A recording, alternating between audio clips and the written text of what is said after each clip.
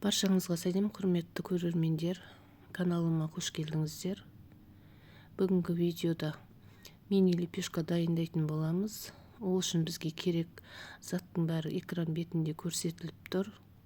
Алдын ала електен өткізіліп дайындалған ұнымызды ыдысымызға саламыз, үстінен майды құямыз, 2 шай қасық қант саламыз, және 1 шай қасықтан аса тұз саламыз.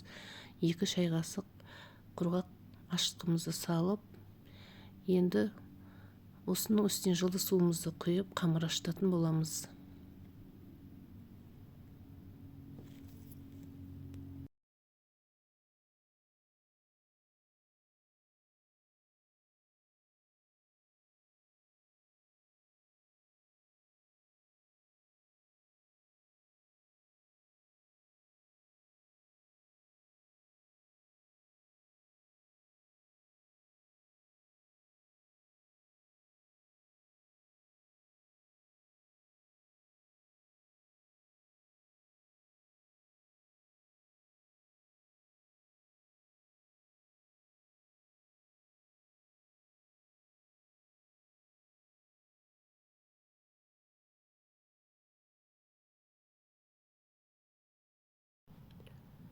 Енді үйленген қамырымыздың бетін жауып, қамырымыз көтерілгенше күтетін боламыз.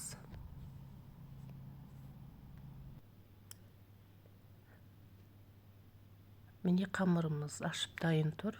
Енді қамырымызды ыдыстан шығарып, керек бөліктерге бөлетін боламыз.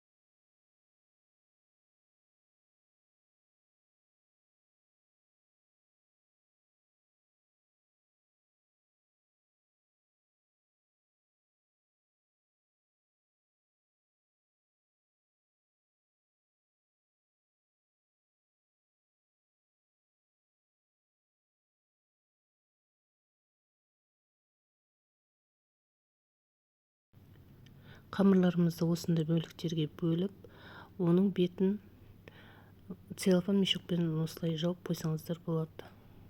Тағы да кішкене көтерілгенін күтетін боламыз.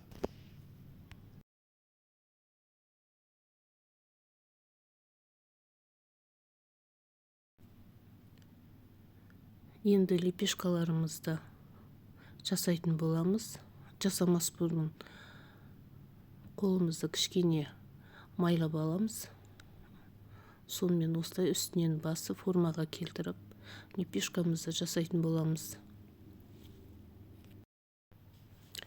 Бұл лепешкаларды қонақ күткен кезде өздеріңіз қолдан пісіріп, дастарханға қойсаңыздар болады. Өте дәмді, жұмсақ лепешка болып шығады. Құрметті көрермендер, менің даусыма мән бермеңіздер, мен кішкене тамағым ауырып тұр.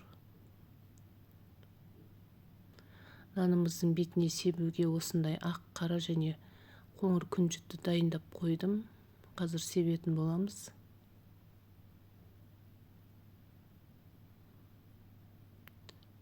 Жасалған нандарымыздың бетіне осылай жұмыртқаны жағып, оның бетіне күнжітімізді сеуіп, қызып тұрған пеште 180 градуста пісіретін боламыз.